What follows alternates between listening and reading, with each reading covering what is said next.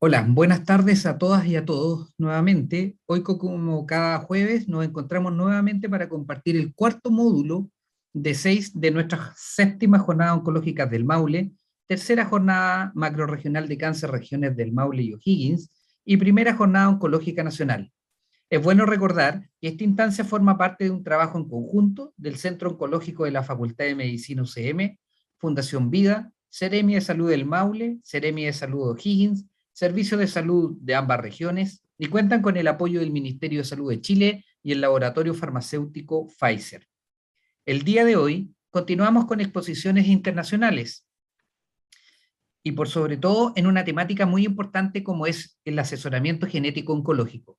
Para ello, nos acompañarán hoy dos académicas médicos argentinas con quienes hemos establecido un vínculo de investigación y trabajo en conjunto desde el Maule, en específico desde el Centro Oncológico de la Facultad de Medicina UCM.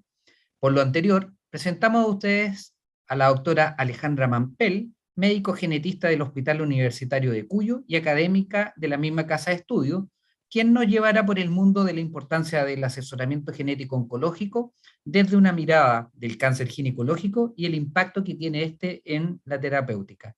Dejamos con ustedes a la doctora Mampel.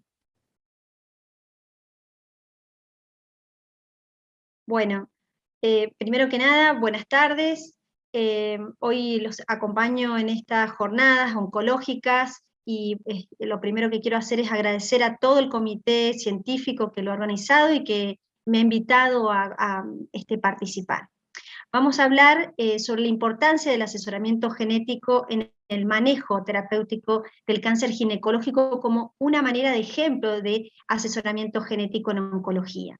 Y no podemos empezar a hablar de este tema sin recordar que todo esto se ha producido gracias a los avances que desde Mendel hasta la actualidad, con la posibilidad de hacer estudios moleculares a través de los estudios de exoma, nos están brindando la posibilidad de hacer diagnósticos de certeza y aplicar estos resultados en el manejo adecuado de nuestros pacientes.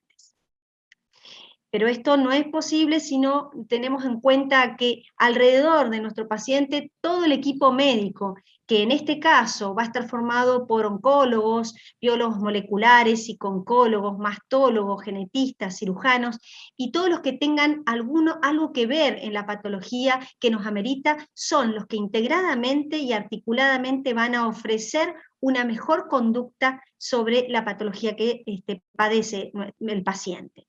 Y en este caso vamos a hablar en forma general de la importancia que tiene el asesoramiento genético oncológico en el cáncer de mama, ovario y endometrio, que son casi los que han tomado la punta en el desarrollo de esta especialidad. Pero antes que nada, recordarles que la importancia del asesoramiento genético en oncología tiene que ver con el poder diagnosticar e identificar las formas hereditarias de cáncer, en este caso, poder brindar a las familias el correcto asesoramiento genético, que implica establecer quiénes podrían estar en un riesgo potencial a enfermar, y finalmente lo que en los últimos años está tomando mucho protagonismo, que es tomar como herramienta el asesoramiento genético oncológico en la decisión o las conductas terapéuticas específicas, a medida, medicina de precisión. Entonces, lo primero que hacemos nosotros, los genetistas, es tratar de identificar en el paciente que viene a la consulta si estamos frente a un paciente que padece un cáncer esporádico, que ustedes saben que es la gran mayoría, una forma familiar, que son esas formas que no respetan ni llevan un mecanismo de herencia específico, pero que son familias que requieren una vigilancia especial, pero los estudios lo que nos permiten por el momento es identificar al grupo de cáncer hereditario que corresponde más o menos en forma global a un 5 o un 10% del total, que aunque es un 5 o 10%, parece poco el porcentaje, pero es un gran avance el poder reconocer a aquellos individuos que forman parte de este grupo, porque son un grupo de alto riesgo que hay que vigilar en forma precisa, ya que pueden enfermar más de una vez a lo largo de la vida y generalmente muchos de ellos a edades tempranas.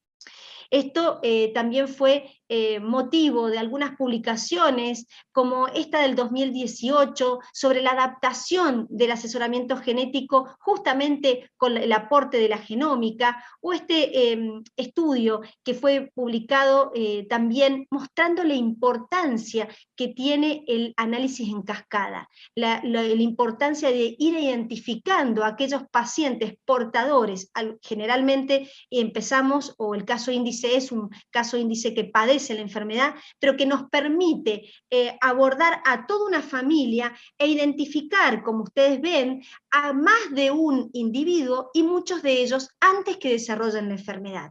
Esto es algo que nos tenemos que proponer desde el equipo médico para identificarlo y poder tomar las conductas de reducción de riesgo y seguimiento más adecuadas para cada caso.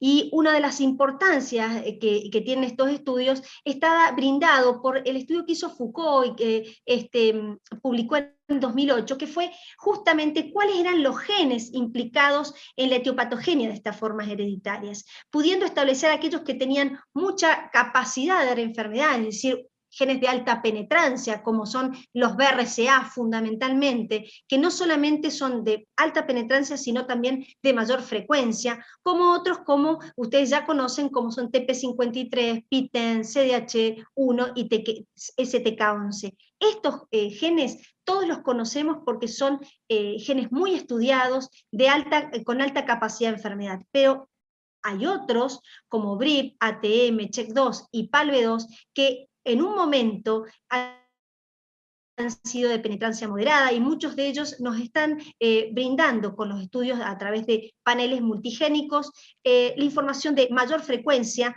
y también de modificaciones en cuanto a la penetrancia de esos genes, por lo tanto nos han ido modificando la conducta.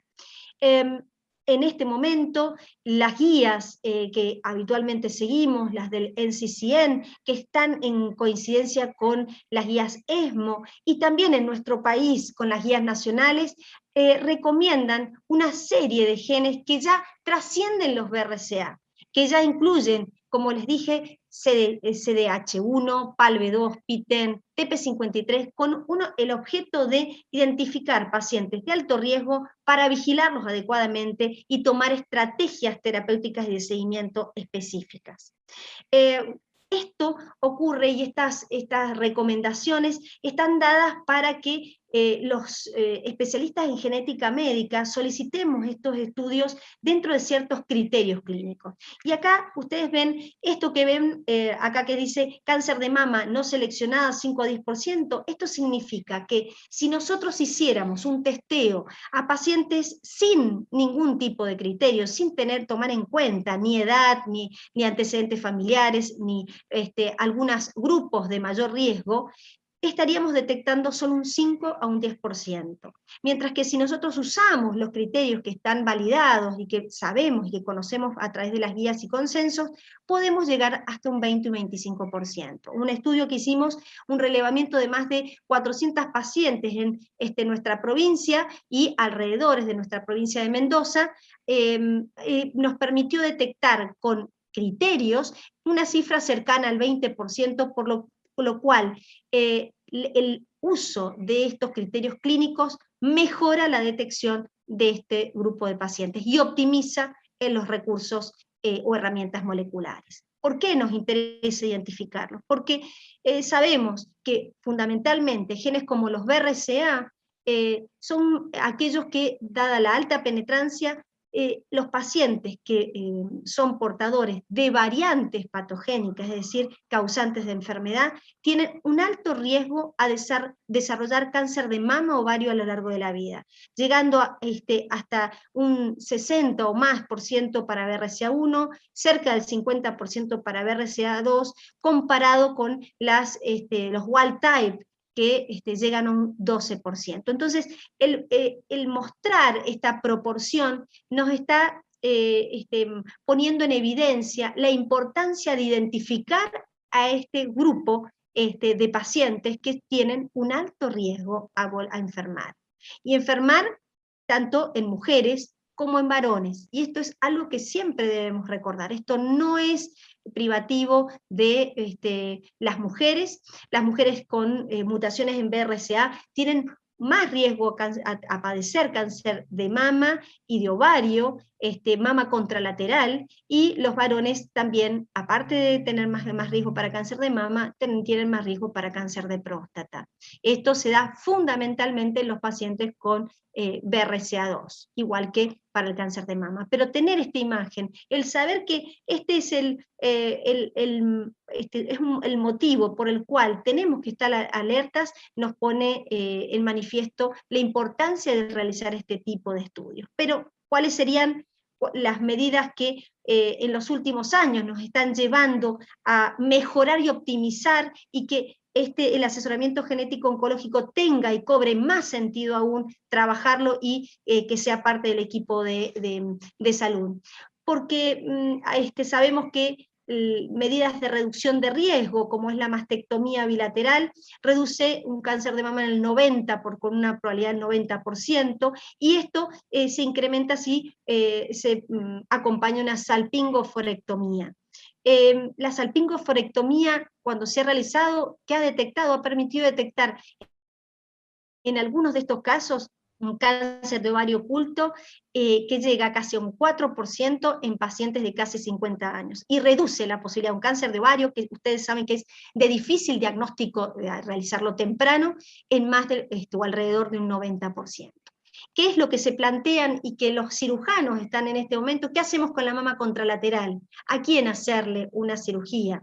¿A quién proponérsela? No es lo mismo plantear una cirugía, una mastectomía contralateral en un paciente que no tiene una mutación en estos genes, cuando en realidad sabemos que el riesgo de un cáncer contralateral está incrementado en este grupo de pacientes.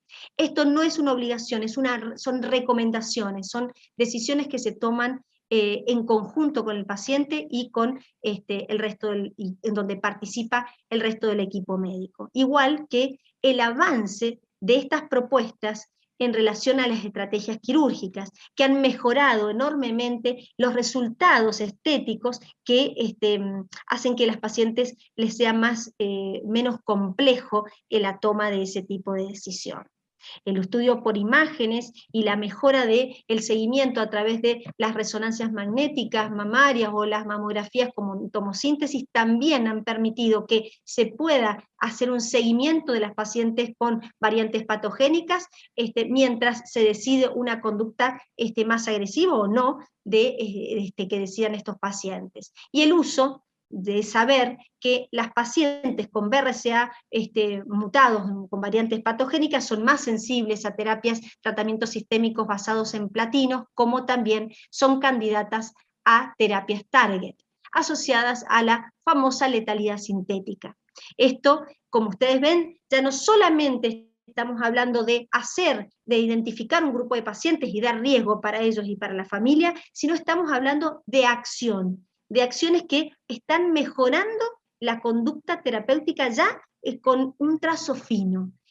Como ustedes ven acá, ensayos que llevan a terapias basadas en los inhibidores de PARP, que son efectivas en los pacientes con BRCA mutados, ya que se agrega a la alteración de la deficiencia de la reparación de la doble cadena de ADN, la inhibición de un camino alternativo de reparación que lleva a una muerte de la célula basada en estas terapias, donde en los últimos avances estos inhibidores de PARP ya han obtenido mejores resultados cuando han sido combinados con quimioterapia convencional. Entonces, este grupo de pacientes se beneficia teniendo en cuenta el estatus molecular de sus genes. Pero hasta ahora hemos hablado de las pacientes con mutaciones en los genes BRCA. Pero ¿qué pasa en las pacientes que tienen mutaciones pero no tienen enfermedad? Las pacientes que habíamos visto recién tenían el diagnóstico de un cáncer y tenían una mutación. ¿qué pasa con las pacientes que no tienen una mutación, un cáncer, pero sin embargo hemos establecido que son, tienen una mutación o una variante patogénica? Se ha visto que la mastectomía tiene una mayor efectividad alrededor de los 25 años, pero sin embargo, en general se toman esas decisiones mucho más adelante, se programan las cirugías, esto es lo que está publicado, y la reducción de mortalidad en las portadoras sanas con la aplicación de la salpingoforectomía, o el uso de la quimioprevención en las portadoras fundamentalmente de BRCA2. En este cuadro que vemos de Hadar, muestra claramente cómo mejora la sobrevida global en las pacientes que hemos establecido seguimiento a través de los distintos recursos disponibles de imágenes, recursos clínicos o estrategias como las reductoras de riesgo, en aquellas pacientes donde se pudo establecer que eran portadoras de una mutación previa al diagnóstico de un cáncer, que las pacientes que hicimos el diagnóstico del estatus o del estatus mutado luego del diagnóstico de cáncer. Por lo tanto, esto refuerza lo que en un principio de la presentación dije, que es la utilidad de hacer el testeo y el diagnóstico en cascada, y el gold standard de la genética, que es justamente establecer a partir de un caso índice adecuado otros probables portadores o potenciales portadores. Cáncer de mama y ovario no es el único motivo del asesoramiento genético oncológico. Fíjense, el síndrome de Lynch, en donde el cáncer de endometrio y el cáncer de ovario, en el caso de los cánceres ginecológicos, deben ser alertas, o yo las llamo neoplasias, que en algún momento pueden ser hasta centinelas para el diagnóstico de este síndrome. Generalmente vemos el diagnóstico del síndrome de Lynch a partir de cáncer de colon. Sin embargo, sabemos que el cáncer de endometrio se puede dar en más del 40% como neoplasia centinela de las pacientes que padecen esta patología. Una patología que está asociada a la falta o mutaciones en los genes MMR, del mismatch repair, de la reparación del ADN, una reparación de una base puntual que lleva a una alteración y una inestabilidad genómica. El síndrome de Lynch, a partir de como estructura o como un síndrome de causa hereditaria, puede ser una entidad en donde se observen varios tipos de patologías, pero fíjense, el cáncer de endometrio, el cáncer de ovario, el cáncer del tracto urinario y el gástrico son los que están comandando y que pueden ser, de otro punto de vista, marcadores de sospecha. ¿Cómo lo hacemos a esto? Con la historia familiar. ¿Y con qué? Con otras herramientas, como es ayudarnos de los antecedentes, de la anatomía patológica, que siempre va de la mano del asesoramiento genético y de los estudios moleculares que de alguna manera nos certifican la sospecha clínica. La importancia de esto se da en la gran cantidad de pacientes que podemos detectar y que podemos controlar de otras neoplasias que pueden desarrollar a lo largo de la vida. Este es un estudio que formó parte de la maestría de investigación clínica que realicé en la Universidad Nacional de Cuyo, en donde en un grupo de pacientes de síndrome de Lynch, en este caso les estoy presentando solamente resultados de cáncer de endometrio, en un grupo de alrededor de unos 34 pacientes con cáncer de endometrio, vimos la importancia no solamente de la histología, donde la mayoría, más del 90% eran de tipo endometrioides, sino que una cosa que llama la atención es la importancia de establecer los antecedentes familiares. Es decir, a partir de el diagnóstico del cáncer de endometrio, no quedarnos solo con eso, sino ir más allá y diagnosticar otras probables razones o datos que nos lleven a poder realizar o sospechar esta forma hereditaria de cáncer. ¿Para qué? Para que justamente a partir de una sospecha clínica podamos hacer el cribado molecular a través de la inmunistoquímica de las proteínas reparadoras y de la inestabilidad de microsatélites, que es completada con el estudio molecular de los genes asociados que nos permitirían tener alguna relación entre el fenotipo y el genotipo, y al establecer personas con variantes patogénicas, poder realizar el estudio familiar dirigido en otros potenciales portadores. ¿Con qué fin? Con el que buscamos desde el comienzo, lo que hablábamos desde el comienzo, medidas de prevención y reducción de riesgo para mejorar la calidad de vida de estos pacientes.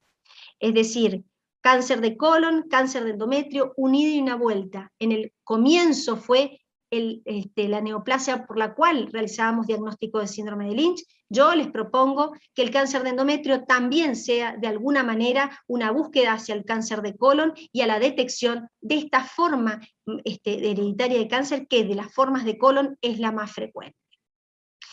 ¿Qué pasa con aquellos pacientes que no tienen mutaciones en BRCA? Que pueden ser dentro del espectro de la mayoría de los que nos referimos en esta presentación. La importancia de encontrar otras mutaciones se basa en el uso de paneles multigénicos, y nos permite en algunas situaciones tomar una conducta. ¿Conocemos cada vez más algunas características de los genes? Sí, pero nos falta. Para eso están proyectos como el varioma humano, el internacional, y también nosotros contamos con una base de datos que es CITER del Ministerio de Salud, que nos permite registrar las mutaciones y poder hacer distintos estudios que nos permitan establecer prospectivamente cómo es la conducta y cuáles serían las mejores recomendaciones para genes que no conocemos tanto como los BRCA. Entonces, es importante establecer que el asesoramiento genético oncológico tiene una importancia sobre el diagnóstico de la patología, el pronóstico y realizar estrategias de seguimiento, y lo que se viene ahora, en el tratamiento, como dijimos, como la herramienta adicional. Y en eso están la incorporación de estudios de mutaciones somáticas para establecer y identificar pacientes sensibles. En los próximos años seguramente aparecerán más información sobre conceptos y genes relacionados al epigenoma y el score de riesgo poligénico, que cada vez está avanzando y que podría responder muchos de los cánceres que por el momento no tienen respuesta. ¿Cuál es el desafío del asesoramiento genético oncológico? Hacer diagnóstico precoz de las patologías, poder aplicar adecuadamente los estudios moleculares para llegar a esos diagnósticos y poder de esta manera establecer conductas de seguimiento, proponer medidas de reducción de riesgo, identificar a potenciales familiares afectados e incluir los que tienen criterios, los que tienen condiciones moleculares precisas dentro de las nuevas estrategias terapéuticas o terapias target. Entonces empezamos de esta presentación mostrando que esto era un trabajo en equipo. Lo que les acabo de mostrar es trabajo en equipo. No se puede hacer si cada uno de los que forman parte de este trabajo no entendemos qué importancia tiene esta herramienta, que cada uno va involucrándose y va aportando, y todo en beneficio del paciente. Por lo tanto, me parece que el cáncer sorprende a las personas que lo padecen, pero nosotros los médicos y todos los que estamos y formamos parte del equipo de salud debemos estar preparados para dar respuestas, y las respuestas más adecuadas posibles. Bueno, muchísimas gracias, y quedo disponible para las preguntas.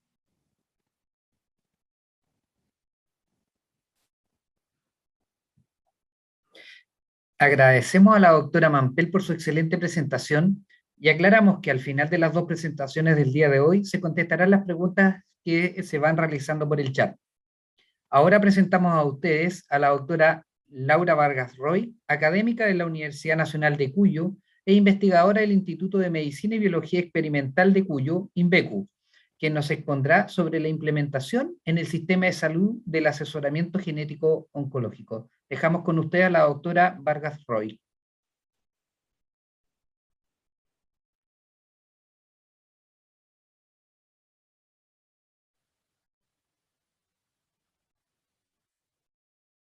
Buenas tardes. En primer lugar, un gusto poder participar en estas jornadas nuevamente.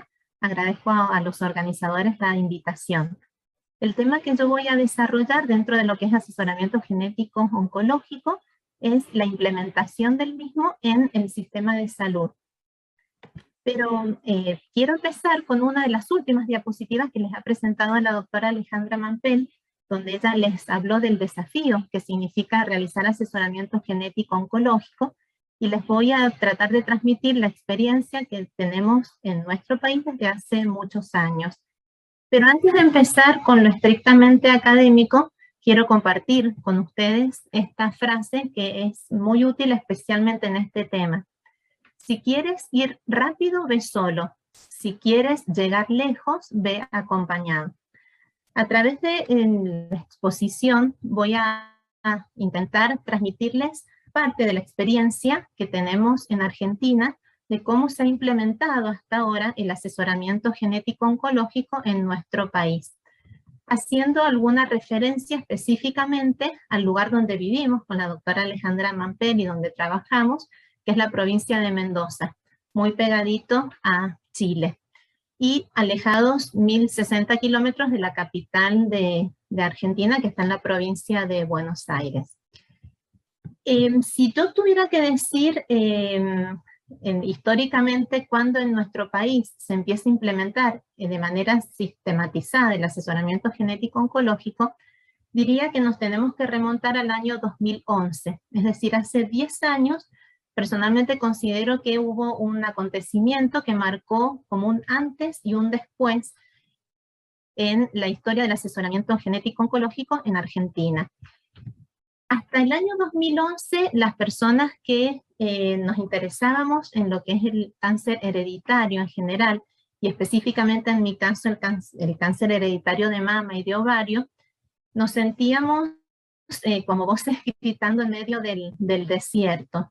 Si bien en el año 94 se había secuenciado el gen BRCA1, que fue el primero que se relacionó con la presencia de cáncer hereditario de mama y ovario, y al año siguiente, en 1995, se secuencia el gen BRCA2, había mucho escepticismo entre los profesionales de la salud sobre la aplicación que estos hallazgos científicos podían tener para beneficiar a las pacientes.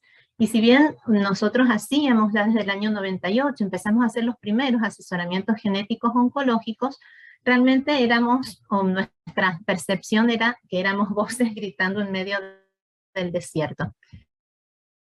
En el año 3, el acontecimiento que para mí es bisagra en la historia del asesoramiento genético oncológico en Argentina es la creación del Instituto Nacional del Cáncer.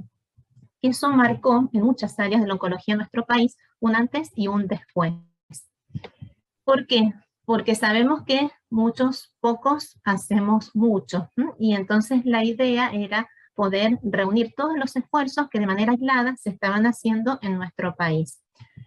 A partir de un decreto presidencial en septiembre del año 2011, se crea esta institución cuyo objetivo principal es disminuir la incidencia y la mortalidad por cáncer en Argentina, a la vez que mejorar la calidad de vida de las personas afectadas. A fines de ese año se genera un programa, se genera a partir del INC varios programas con distintas temáticas, pero el que a nosotros nos interesa es el Programa Nacional de Tumores Familiares y Hereditarios, cuyas siglas son PROCAFA. Este programa surge de la mano de la doctora Lina Núñez. Ella es especialista en genética, es la coordinadora, sigue siendo afortunadamente la coordinadora, y ella en realidad, si bien vive en Buenos Aires y allí hizo su especialidad, es mendocina, se recibió de médica en la Universidad Nacional de Cuyo, y yo creo que le ha dado una impronta federal muy importante por sus orígenes. La misión de PROCAFA específicamente es mejorar la detección, manejo y prevención de grupos de alto riesgo de cáncer en general en la población argentina, contribuyendo con el desarrollo a nivel nacional de una red, y esta palabra es fundamental, integral de atención y registro de tumores hereditarios y familiares. La palabra red es una clave en todo lo que siguió a continuación de la creación de Procafa. En el año 2013 se concreta este objetivo de crear una red y surge RACAF, que es la Red Argentina de Cáncer Heredofamiliar. Si bien surge en el año 2013, con pocas instituciones, pocos profesionales involucrados en pocas provincias, en la actualidad, y esto es la información de septiembre de este año, existen en nuestro país, en Argentina, 86 instituciones, tanto públicas como privadas, donde 76 profesionales trabajan haciendo asesoramiento genético oncológico en 11 provincias de Argentina. Específicamente en Mendoza tenemos 4 nodos o 4 unidades de RACAF, una en el Hospital Universitario, donde trabaja la doctora Alejandra Mampel, otro en el Centro Oncológico de Integración Regional, COIR, donde también trabaja la doctora Mampel, otro nodo es el Hospital Central, donde trabaja la doctora Jessica Ramírez, y finalmente otro nodo es INVECU, que son las siglas de Instituto de Medicina y Biología Experimental de Cuyo, que depende de CONICET y es donde yo me desempeño. ¿Cuáles son las líneas de acción que estableció Procafa y que están cumpliendo desde su creación hace 10 años? Las podemos resumir en estos 5 puntos, que después los vamos a ver en detalle. En primer lugar, capacitación y entrenamiento de profesionales. En segundo lugar, relevo de recursos humanos y moleculares en cáncer hereditario en Argentina. En tercer lugar, diseño y puesta en marcha de CITER, que es el Sistema de Información de Tumores Hereditarios. En cuarto lugar, la creación, la elaboración de materiales gráficos y publicaciones. Y en quinto lugar, todo lo que tiene que ver con investigación. Entrando en la primera línea, vamos a ver que era capacitación y entrenamiento de profesionales. Hay distintas medidas o estrategias que se han adoptado para poder justamente capacitar y entrenarnos. En primer lugar, desde que se creó y ya va por la 10ª versión, se realiza un curso virtual anual de entrenamiento teórico práctico en cáncer hereditario, donde lo que se brinda es asesoramiento genético en oncología. Después, en el momento de las preguntas, podemos explayarnos un poco más, porque en realidad el asesoramiento genético oncológico, dado por Procafa, está limitado solamente a profesionales médicos. Genetistas o no genetistas pueden ser ginecólogos, cirujanos, mastólogos, que estén muy especializados en la temática de cáncer hereditario. Entonces, después podemos ver si este curso es habilitante o no en nuestro país. Otra estrategia para capacitar y entrenar a los profesionales, que específicamente en este área son médicos, es la implementación. Esto ha sido prepandemia, pero suponemos que después de que pasemos esta etapa, va a seguir esta estrategia, que es otorgar becas para que durante 4 meses profesionales del interior se vayan a instalar a Buenos Aires, a centros de referencia en asesoramiento genético oncológico, y puedan entrenarse y puedan realizar la parte práctica. Otra estrategia es la asesoría y el soporte para la creación de unidades de asesoramiento genético oncológico. Es decir, cuando hay un profesional que ha hecho este curso de entrenamiento y tiene la capacidad institucionalmente de poder instalar, ya sea en una institución pública o privada, una unidad de asesoramiento, el soporte, inclusive respaldando la creación de esa unidad, viene dado por Procafa. Y otra estrategia también es la elaboración de ateneos virtuales sistematizados, donde se discuten distintos casos con todos los miembros de la red RACAF. Esto se implementó desde un principio porque, como estamos dispersos por distintas provincias, es lo que le da realmente en la práctica la característica de red, porque no solamente tenemos esos ateneos virtuales donde podemos presentar los casos que a veces son problemáticos o que nos presentan ciertos dilemas, aparte de tener un foro donde uno, entre un ateneo y otro, puede presentar algún caso y discutirlo, y sabe que en distintas partes del país van a estar aportando la experiencia y van a estar orientando a ese profesional. Esto personalmente considero que es fundamental el no sentirse solo, porque muchas veces se necesita el asesoramiento de otros colegas para brindar la mejor información y recomendación a los pacientes.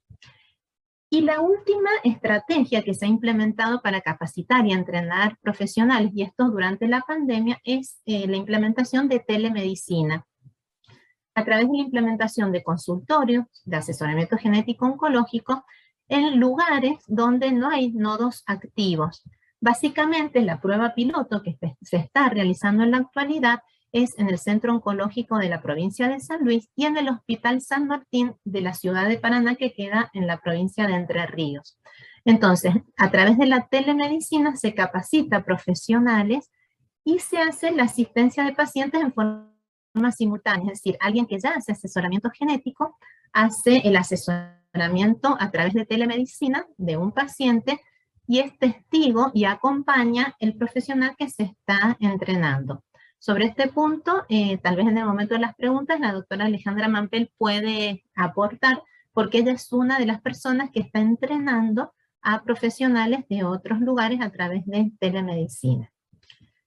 La segunda línea de acción de PROCAFA es el relevo de recursos humanos y moleculares en cáncer hereditario en Argentina. Y esto fue, yo diría, una tarea titánica al inicio, porque la doctora Lina Núñez fue recabando, de acuerdo a las informaciones que ella tenía, quienes en Argentina estaban haciendo algún tipo de asesoramiento genético oncológico. Entonces, en su momento, se realizó esta publicación, que era el primer censo de recursos humanos y moleculares, porque también es muy importante saber dónde se hacen los estudios y qué tipo de estudios. Y en la actualidad, en vez de hacer publicaciones impresas, se dispone de un directorio online de recursos humanos y moleculares en cáncer hereditario, donde acá hay una captura de pantalla, uno puede ingresar por establecimiento, por provincia o por profesional. Entonces, si uno quiere saber cuál es el centro más cercano para atender a una persona que está en determinada ciudad, uno puede ir a este directorio online, que sabe que hay como una especie de acreditación de las personas que forman parte de este directorio. Y eso es importantísimo, saber dónde estamos distribuidos. La tercera línea de acción de PROCAFA es el diseño y la puesta en marcha de CITER. CITER es el Sistema de Información de Tumores Hereditarios, es decir, toda la información que vamos recabando cada uno en su consultorio es muy importante, no solamente a nivel epidemiológico, sino para compartir experiencias, etcétera, que haya algún lugar donde uno pueda sistematizar esa información. Y así surge CITER, que es esta base de datos, donde en la actualidad, y estas son las últimas estadísticas, los nodos que estamos distribuidos en 11 provincias y que estamos aportando información, es decir, que cada informe que llega lo vamos, o la mayoría de los informes lo remitimos a CITER, pertenecemos o estamos distribuidos en 61 nodos o unidades, algunos todavía no reportan por distintos motivos. Hasta la fecha hay datos de 1.675 personas, ya se han reportado 77 genes distintos con variantes. Al principio uno se limitaba, por ejemplo en cáncer de mama y ovario hace muchos años, a solicitar solamente el estudio de BRCA1 y BRCA2. Hoy en día con eso nos quedamos, digamos, como con poca información y por eso hoy en día se solicitan paneles, que después podemos ver qué tipo de paneles y hasta qué número es adecuado de genes solicitar. Pero en esta base ya hay 77 genes distintos relacionados con cáncer hereditario en general, que se han reportado variantes, y hasta la fecha se han reportado 8.761 variantes en nuestra región. Acá tenemos la dirección para uno ingresar a CITER. Hay cierta información que es pública y hay otra información que la manejamos solamente las personas que colaboramos en la elaboración de este sistema de registro. Entonces uno puede ver cuántas veces la variante que uno encuentra en su paciente han sido reportadas en nuestra población y por supuesto que BRCA1 y BRCA2, que han sido los primeros que se han iniciado, se han solicitado en cáncer heredofamiliar de mama y ovario, son los que llevan mayor cantidad de variantes, ¿no? Casi 2.000 en un caso, más de 2.000 en el otro caso. No solamente es importante reportar, sino qué actividades se llevan a cabo a partir de ese reporte. Y esto me parece que es importante conocerlo y difundirlo. Se hace una revisión, es decir, la gente de CITER, de RACAF, hace una revisión semestral de las variantes no definidas. Cuando uno recibe el informe hay variantes que son patogénicas, otras probablemente patogénicas, en el otro extremo tenemos variantes benignas o probablemente benignas, y en el medio, en ese gris, nos quedan variantes que se llaman VUS, las siglas, y que son variantes de significado clínico incierto, es decir, encontramos alguna alteración en el gen, pero todavía no se sabe a nivel mundial si esa modificación va a conferir una mayor probabilidad de desarrollar un tumor. Entonces, esas variantes son revisadas semestralmente. Se recategorizan esas variantes según la revisión de todas las bases de datos internacionales y se avisa de manera personalizada al profesional que reportó la variante, es decir, que hizo el asesoramiento genético, y al laboratorio que originó esa información. Se publica periódicamente toda la información epidemiológica de las variantes que se van reportando y se hace una detección de la información epidemiológica relevante y se avisa a los profesionales aportantes del dato. Es decir, se ha visto que tal gen en tal variante hay muchísima frecuencia de esa variante que no está reportado en otras poblaciones, o se avisa, bueno, hay tantas variantes que son fundadoras en Argentina. Toda esa información que es muy útil para las personas que hacemos asesoramiento genético oncológico son suministradas por Procafa. Uno lo puede hacer, de hecho uno individualmente hace esta revisión semestral de las variantes, pero siempre el tener el asesoramiento de gente que está especializado en ese tema y que se está concentrando en ese tema es ideal para poder brindar el mejor asesoramiento. Haciendo un paréntesis y saliéndonos de CITER, yo también quería compartir que en Argentina hay otro repositorio, otra base de datos, que es el proyecto Varioma Humano, que está a cargo en nuestro país. La persona coordinadora es la doctora Ángela Solano, que también pertenece a Procafa, pero donde acá lo que se reporta son todas las variantes de genes solicitados para cualquier tipo de patología, no solamente para patología oncológica. Entonces, esta variante, el proyecto Varioma, lo que trata o intenta y lo está haciendo es recolectar y curar, es decir, poder seguir, poder ver si las variantes que son inciertas se recategorizan a benignas o malignas, pero lo hace con respecto a todas las variantes genéticas humanas, no solamente como en el caso de CITER, donde se concentra la información con respecto a variantes que predisponen a patología tumoral maligna. Esta es otra captura de pantalla, tiene algunas diferencias con CITER, pero son ambas, o sea, son sumamente completas. Otra línea de acción de Procafa es la generación de materiales gráficos y publicaciones, que se han hecho muchos, antes eran impresos, ahora son online, algunos están dirigidos al público en general, otros están dirigidos a los profesionales, algunas publicaciones son pilares realmente para el asesoramiento genético oncológico, como es este, que es un manual para la práctica del asesoramiento genético oncológico, y uno de los últimos, que es el consenso sobre informes de estudios moleculares en cáncer hereditario.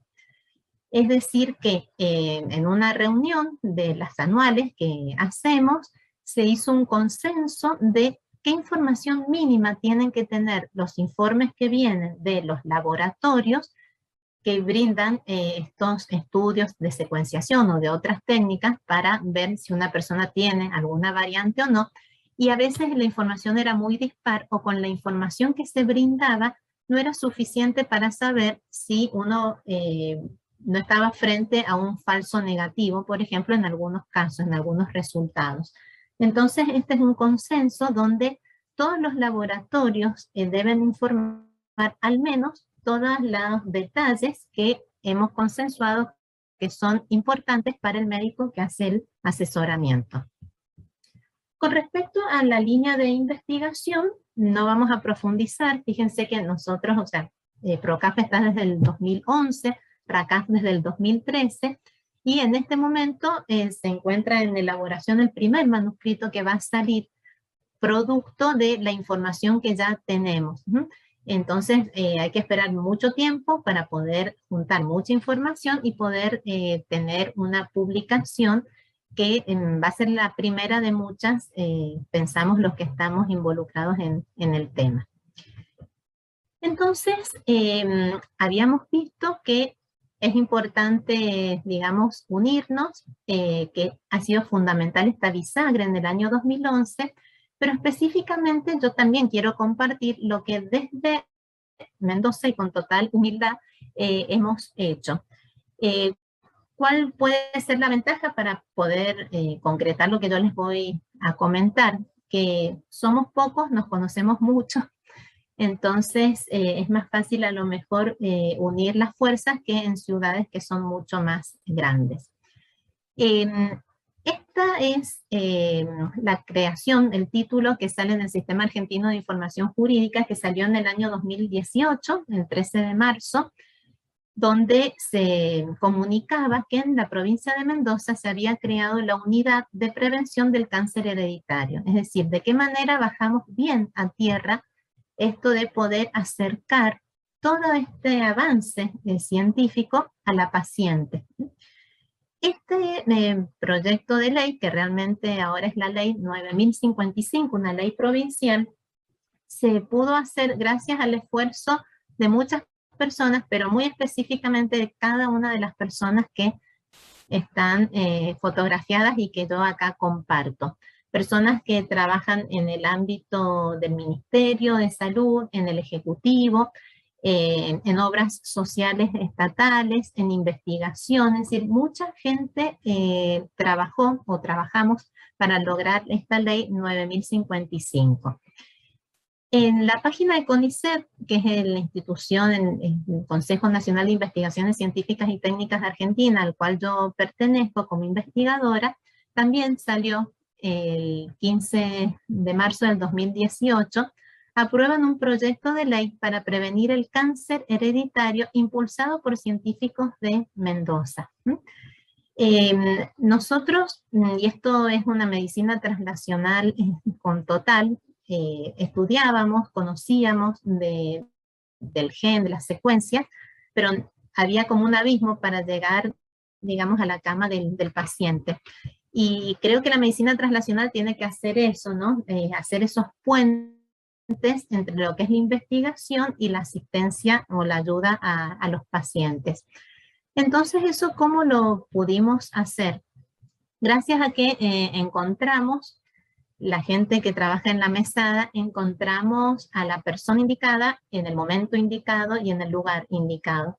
Esa persona es el doctor Eduardo Giner, que él pertenecía en ese momento, él es médico, él era el jefe de la Cámara, la Comisión de Salud de la Cámara de Legisladores de Mendoza, y él escuchó una exposición nuestra en el año 2016, y él redactó un proyecto de ley que lo presentó en su momento en la legislatura, que fue aprobado por unanimidad en noviembre del año 2016, y después cuando pasó a Cámara de Diputados, demoró 1 año y medio, se hicieron muchas modificaciones, había cierto escepticismo en la gente que debía votar esta ley, y finalmente el 13 de marzo del 2018, la ley por unanimidad también fue aprobada en la Cámara de Diputados de la legislatura de Mendoza.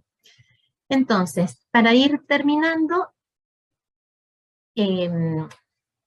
vemos que gracias a esa persona, al doctor Giner, y al esfuerzo de muchísimas personas, pudimos cumplir con este objetivo, con esta ley que establece la creación de un equipo multidisciplinario para evaluar los casos potenciales que tienen alto riesgo de desarrollar algún tipo de tumor hereditario. Entonces, para terminar, como comencé, Si quieres ir rápido, ve solo. Si quieres llegar lejos, ve acompañado. Eso es lo que estamos haciendo desde hace muchos años y es lo que esperamos seguir haciendo en el futuro. Y espero que nuestra experiencia algo pueda llegar a servirles a ustedes. Hemos hablado mucho con profesionales de la Universidad Católica del Maule y tenemos ya en marcha algunos proyectos. Muchas gracias por su atención y quedo atenta a las preguntas que les parezcan oportunas. Muchas gracias.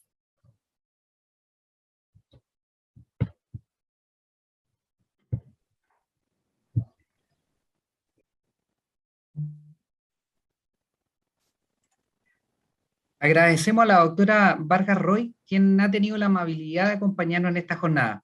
A continuación, pasamos a la ronda de preguntas y respuestas, las cuales hemos seleccionado desde nuestro chat. Doctora, buenas tardes. Tenemos aquí algunas preguntas que nos han llegado por el chat y vamos a tratar de ir ordenándolas para no solamente plagar ya sea la doctora Vargas Roy o la doctora Mampel, y hacemos esta conversación un poquito más entretenida. Hay que aprovechar, ¿no es cierto?, que tenemos nuestras amigas argentinas que nos están acompañando y nos están apoyando en una serie de iniciativas también que estamos tanto en la región del Maule y que pretendemos sembrar raíces, ¿no es cierto?, para potenciar al resto de las regiones de Chile también. Doctora Mampel, dice, desde su experiencia, el asesoramiento genético oncológico, ¿qué tanto disminuye los costos para el sistema?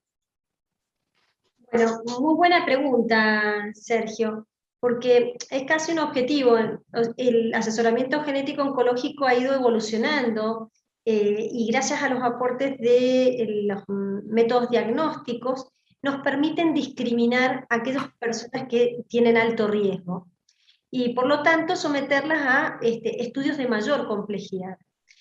Sobre todo aquellas que tienen y son portadoras de mutaciones de alta penetrancia, es decir, con altas chances de desarrollar uno o más cánceres a lo largo de la vida. Esas pacientes requieren una atención, un seguimiento, un tratamiento diferente y es más costoso.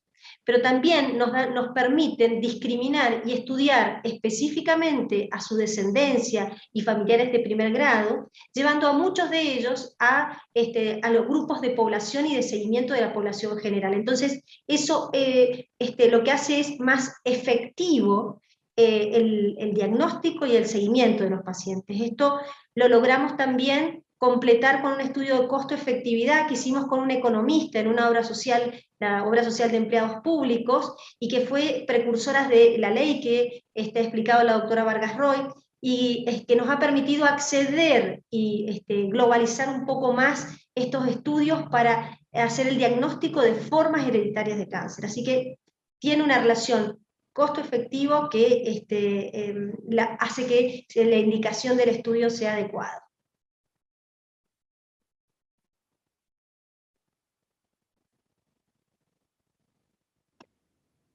Sí. Perdón, también tiene que ver, mira qué interesante, tiene que ver también con el término un poquito más económico, y aquí va para la doctora Laura Vargas.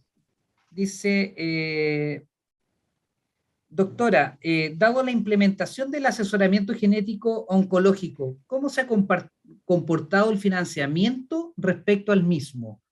Me imagino que quiere decir de la fuente de financiamiento, de donde se está hoy día, ¿no es cierto?, costeando o se está implementando estos costos, donde van cargados en el sistema que ustedes tienen allá.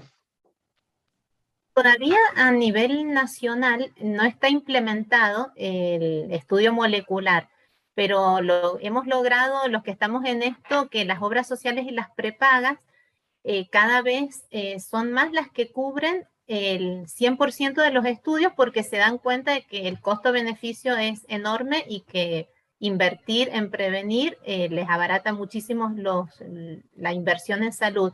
Y específicamente, que eso no lo puntualicé, en Mendoza, la ley 9055 brinda a las personas que no tienen obra social la cobertura completa de los estudios genéticos, que eso también la semana pasada surgió entre las preguntas.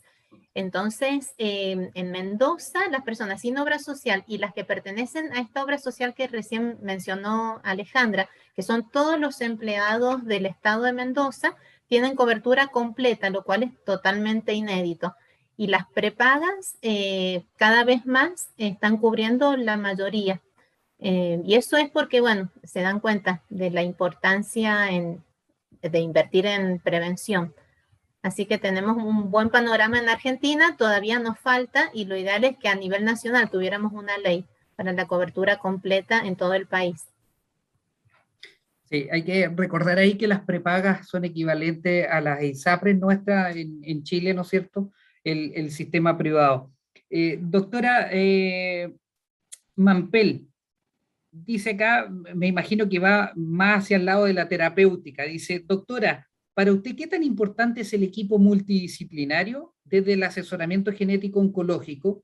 Y dice, dado lo temprano de la detección del cáncer, me imagino como llegamos antes, ¿cómo se involucra, según su experiencia, el equipo multidisciplinario? Cada vez más, o sea, en nuestra experiencia, la incorporación del genetista al equipo de trabajo ya es una pieza más. El clínico, el oncólogo, el mastólogo, el cirujano y el genetista, el biólogo molecular como el biotecnólogo, son piezas que deben trabajar articuladamente desde el momento del diagnóstico, porque ya a partir desde el trabajo clínico, de los comités de tumores que permiten analizar y evaluar esos casos, siempre hace que el equipo vaya incorporando las novedades, las sugerencias desde las distintas miradas, optimizando tanto la conducta, el seguimiento y el tratamiento específico y a medida de ese paciente. Ya no se puede concebir el asesoramiento genético oncológico si no es en equipo. Así que, y mientras antes forme parte, mejor, porque ya cada vez más la genética está involucrada no solamente en el asesoramiento de la familia, sino en las elecciones terapéuticas y en la conducta sobre el tratamiento. Entonces, me parece un requisito para una buena medicina en este momento. Qué importante como lo plantea, doctora, sobre todo para nosotros que estamos ligados a la academia y cómo tenemos que sembrar, ¿no es cierto?, en este semillero de nuestros estudiantes en las distintas carreras y migrar un poquito a este trabajo multidisciplinario, ¿no es cierto?, de todos nuestros estudiantes. Doctora Vargas Roy dice acá, hola, buenas tardes, quisiera saber si Cister es de acceso restringido o parcial. Entre paréntesis dice, solo personal de salud. Tema de información perdón. En este momento el sistema de información de tumores hereditarios en Argentina es libre, no está restringido a personal de salud. Es probable, como yo les mostré esa captura de pantalla, que alguien que no esté familiarizado con el tema encuentre esa tabla y no le represente mucho, pero cualquier persona puede ingresar, tal vez es muy importante para biólogos moleculares, gente que hace estudios epidemiológicos, gente que está en investigación, así que es totalmente libre y sumamente útil para los que estamos en el tema. Mira, acá viene una pregunta bien entretenida, que me gustaría tener la visión de ustedes, aprovechar, hay que aprovechar esta instancia que tenemos de conversar, estando ahí, acá al lado de la frontera nomás, ¿no es cierto? Pero siempre es bueno. Dice, ¿qué rol juega la academia, según ustedes, en el asesoramiento genético oncológico? ¿Cómo? No te escuché. Dice, ¿qué rol juega la academia, es decir, la universidad, ¿no es cierto?, en el asesoramiento genético oncológico, según ustedes, una visión propia? Empezá, si querés, Laura. En realidad, sí, a mí me parece que es fundamental la academia porque el asesoramiento genético oncológico es algo totalmente dinámico. El asesoramiento que nosotros empezábamos a hacer en el año 98 dista bastante del que hacemos ahora, porque cada vez se van incorporando nuevas asociaciones de tumores, nuevos parámetros, nuevos requisitos. Entonces, bueno, hay un dicho que dice que el que no avanza retrocede, ¿no? En asesoramiento genético oncológico es así. El que no avanza con la academia, con el conocimiento, que no se actualice, y para eso es fundamental la interdisciplina, porque uno solo es imposible abarcar todo el conocimiento. Entonces, si uno no se va actualizando, uno va brindando un asesoramiento genético oncológico muy pobre a lo largo del tiempo. Así que la academia es fundamental y lograr instancias donde desde la academia se pueda formar la gente que está interesada. No sé, Alejandra, ¿qué te parece? Yo creo que es fundamental, bueno, nosotros lo experimentamos. De hecho, mi tesis de maestría, de la cual la doctora es codirectora, mi tesis de doctorado se basa en asesoramiento genético oncológico, y la verdad que uno lo busca como una excusa más para querer saber todo lo que más se pueda, para brindar al resto del equipo nuevas instancias de innovadoras, referencias de lo que el mundo nos brinda en información, y también poder hacer aportes, ¿no? Entonces, creo que es una retroalimentación continua. Y también la academia, en cuanto a formar, como dijo Sergio, el semillero de personas que les interese. Esto, desde que empecé yo a hacer genética, no hacía genética oncológica, y hace muchos años Laura también, a partir de su trabajo de tesis, empezó, a lo largo de su trabajo de investigación, fue de las pioneras en nuestra región, en Mendoza, ya con la secuenciación de los BRCA. Y bueno, esto ha ido creciendo, y el avance nos ha atropellado y nos tiene ahora en esta situación que es realmente sorprendente. Yo siempre lo digo, que a uno se sorprende de todo lo que ha avanzado, y la verdad que a los que nos metemos en estos temas queremos saber más, y la academia nos ayuda a eso, formar parte de equipos interdisciplinarios, equipos de investigación, nos nutre a nosotros, y nosotros también podemos nutrir al resto del equipo. Así que me parece, coincido con Laura. Si pudiera agregar algo más, Sergio, me parece que es un área donde la generación de conocimiento genuino es fundamental, porque tenemos, digamos, parámetros universales, pero todo lo que es genético tiene una importancia y una singularidad local. No es lo mismo lo que va a ocurrir con las comunidades de ustedes, con las nuestras, con las de los peruanos y los brasileños y los norteamericanos.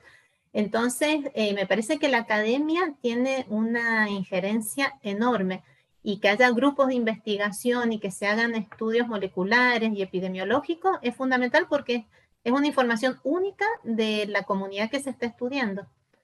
Así que sí, por todas partes la academia es básica acá. Sí, mire, se interrelaciona con los comentarios que nos están llegando en el chat.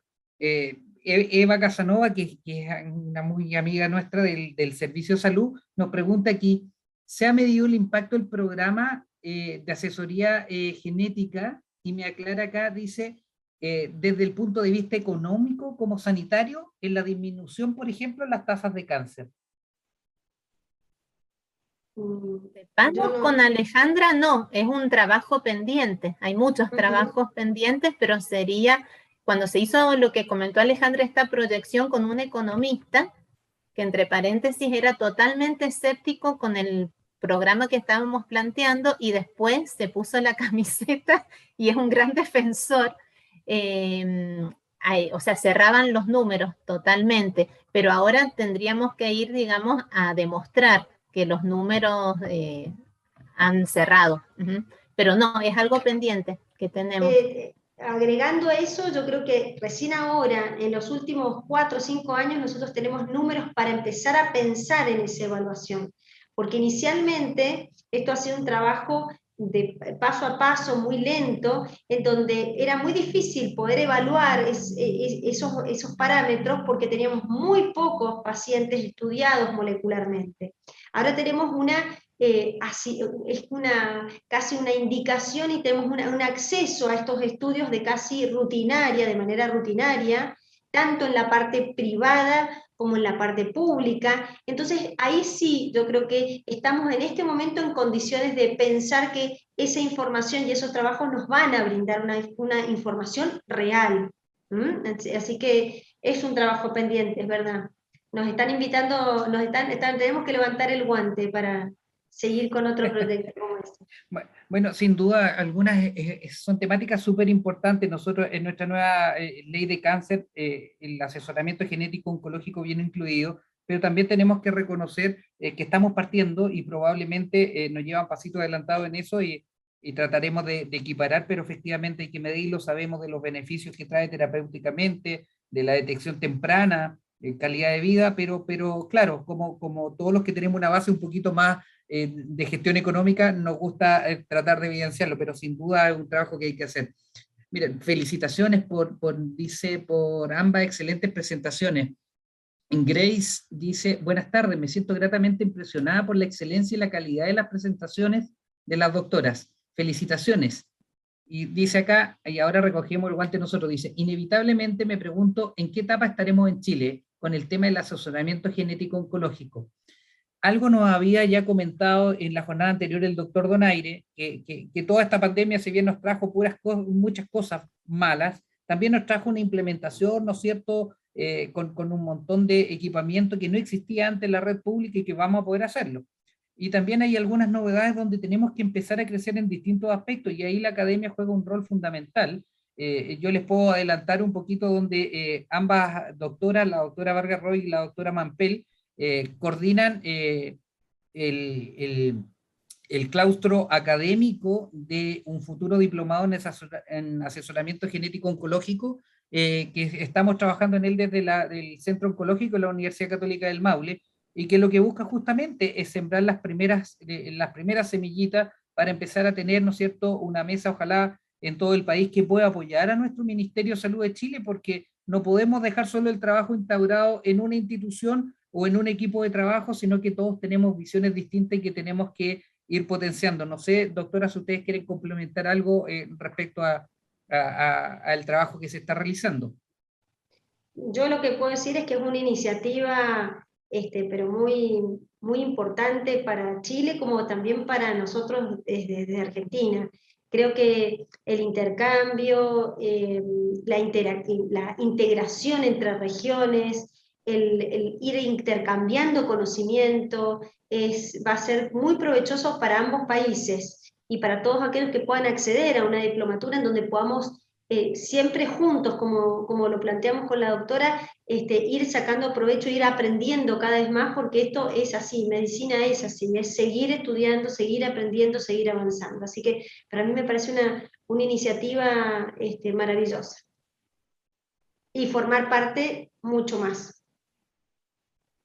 Yo agregaría que la formación de los profesionales de la salud es fundamental, porque a veces no están interiorizados en la temática, entonces no derivan a los pacientes y se pierden oportunidades de prevención primaria y secundaria. Por lo menos nuestra experiencia ha sido esa, o sea, es muy importante difundir y formar a los especialistas para que deriven a los pacientes.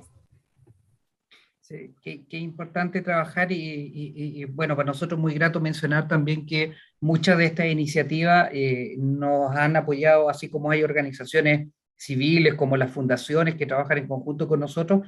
También es muy bueno evidenciar el trabajo que a veces silenciosamente hace el Ministerio de Educación con nosotros respecto a todo este levantamiento de proyectos relacionados a la temática oncológica desde la Universidad Católica del Maule. Doctora Mampel, nuestra amiga Eva nuevamente dice, ¿tienen casos de mujeres que tienen factor genético para cáncer de mama que acepten el mutilamiento de la glándula mamaria? ¿Cuál ha sido su aceptación o rechazo? Ahí ha ido evolucionando esto. En general, las pacientes, tenemos dos clases de pacientes que sin indicación vienen y piden una mastectomía bilateral y uno tiene que asesorarlas y explicarles la cirugía compleja que significa, y el estudio genético nos ayuda mucho a mostrar si está recomendado o no y los beneficios y las limitaciones. Ese es por un lado. En cuanto a las personas que tienen indicación, en general y cada vez más, reciben de manera positiva esa indicación, porque la idea es hacer un asesoramiento genético y un testeo genético molecular lo más temprano posible para ir programando junto con la paciente esa toma de decisión, que jamás y que nunca la planteamos como una indicación y una obligación, sino como una recomendación basada en las guías nacionales e internacionales. Pero agregando a eso, lo importante que es la evolución de las técnicas quirúrgicas, como lo dije en la presentación, eso también nos ayuda a nosotros como genetistas pensar en recomendar una cirugía de tal complejidad, ya programándola junto con la paciente en cuanto a no solamente las etapas de cirugía, sino de reconstrucción, y explicándole las ventajas en cuanto a la real reducción de riesgo, que no es anular riesgo, es reducir riesgo, pero que para mutaciones en BRCA puede llegar hasta el 90%, no es poco. Entonces, cada vez más las pacientes con mutaciones, sobre todo en genes de alta penetrancia como BRCA y PALB2, aceptan ir programando, no decir mañana se hace la cirugía, ir programando ese acto quirúrgico, tomando conciencia junto con el equipo de salud mental y psico-oncología, que nos ayuda a poder abordar adecuadamente, y los resultados cada vez más son mejores, desde el punto de vista estético como emocional, porque uno no debe dejar de abordar eso dentro de esa recomendación. A nosotros como genetistas nos interesa reducir riesgo para cáncer, pero también tenemos que reducir las secuelas emocionales y preparar al paciente, acompañar al paciente en ese proceso. Entonces, todo eso ha ido mejorando y generando más aceptación de parte de los pacientes asesorados con este tipo de cirugía. Qué importante el acompañamiento, ¿no es cierto? Así como el paciente, siempre cuando vinculamos la temática oncológica, vemos también los impactos que produce en la familia, ¿no es cierto? Y en todo el círculo cercano de los pacientes, ¿no es cierto? Y las familias comprometidas. Doctora, en honor al tiempo de usted, quisiera quedarme con una reflexión de ustedes. ¿Cómo motivamos, las sentimos tan cercanas, con tanta experiencia, con tanta fuerza y optimismo cada vez que tenemos la instancia de conversar con ustedes? ¿Qué mensaje les gustaría indicar a los profesionales, a los estudiantes de pregrado? Acá tenemos gente de todo Chile conectado, también alguna gente que está conectada desde el exterior, y un mensaje que a ustedes, ¿por qué el asesoramiento genético oncológico? ¿Por qué hay que estudiarlo? ¿Cuál es la motivación que tienen ustedes para poder llegar a este nivel de expertise y haber tomado esta punta de lanza, ¿no es cierto? Y haber llegado a esta ley provincial que hoy día está en la provincia de Mendoza, ¿no es cierto? Que esperamos, ojalá también en el corto plazo, pueda ser una política nacional. Laura, ¿querés empezar? Yo, como quieras. Yo lo que dejaría personalmente es lo que puse en la presentación. Si quieres ir rápido, ve solo; si quieres llegar lejos, ve acompañado, ¿no? Nosotros esto lo planteamos desde un equipo multidisciplinario que no nos vamos a cansar de decir, donde cada uno aporta su expertise, y tenemos muy en claro que queremos ayudar a la comunidad a mejorar la calidad de vida, y somos un equipo multidisciplinario que creemos realmente que es fundamental para la mejora de calidad de vida de los pacientes y de nuestra comunidad apostar al asesoramiento genético oncológico. Entonces, bueno, el entusiasmo no ha disminuido, sino que al contrario, siempre vamos por más, y cada vez se va sumando, afortunadamente, más colegas desde distintas disciplinas.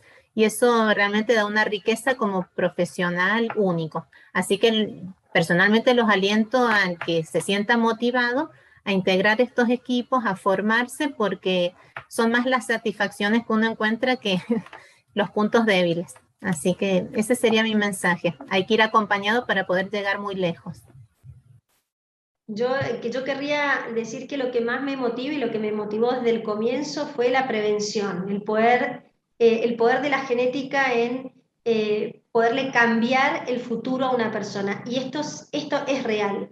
Es real que estos estudios, como yo les dije, pueden reducir hasta el 90% un cáncer de mama, un cáncer de ovario. No son cifras banales, son cifras muy importantes. El conocer eso y el hacerlo dentro de, como dice Laura, dentro de un equipo multidisciplinario, siempre mejora el manejo de los pacientes definitivamente la calidad de vida para el paciente, pero también detrás de eso hay familias que también pueden estar afectadas y ser portadoras de ese riesgo.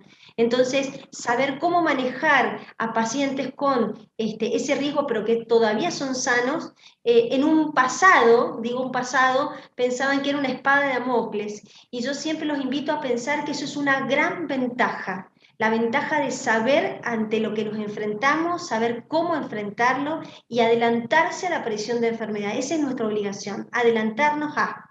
Así que es un gran desafío que constantemente con Laura realizamos con mucha pasión. Nos gusta esto porque pensamos que esto realmente ayuda, tiene impacto en las familias, tiene impacto, así sea en un paciente, eso vale la pena. Así que mi mensaje es que es importante, va creciendo y la ciencia nos está acompañando, porque nos da cada vez más información, así que hay que estudiar más. Muchas gracias, doctora. Quiero, antes de despedirnos y agradecer, cerrar un poquito con una reflexión respecto a lo importante que juega el rol de la sociedad civil, de cómo vamos anteponiéndonos a esto, el rol que juega la Fundación Vida en San Fernando, donde tiene una acción social que no solamente ven en la sexta región, están ayudando pacientes en la séptima región, tienen un plan estratégico que quieren llegar, ojalá, a abarcar todo Chile. Son motivaciones que se indican por los profesionales que ya están y que pretenden llegar. Y no es menor, y no es restarle importancia a los profesionales de la Red de Salud de Chile. Bien, estamos en un contexto de pandemia todavía, y están hoy día comprometidos, están acá, están en el chat, y están interactuando con nosotros con tal de promover estos conocimientos, y hoy día hay una conexión bien entretenida y dinámica, donde dejan acá su mensaje incorporado, nosotros los vamos viendo por interno. Estimadas doctoras, me queda solamente agradecer a todas las personas que tenemos conectados hoy día, estudiantes y funcionarios del Sistema Público y Privado de Salud de Chile, dejarlos invitados para la próxima jornada el día jueves 18 de noviembre, y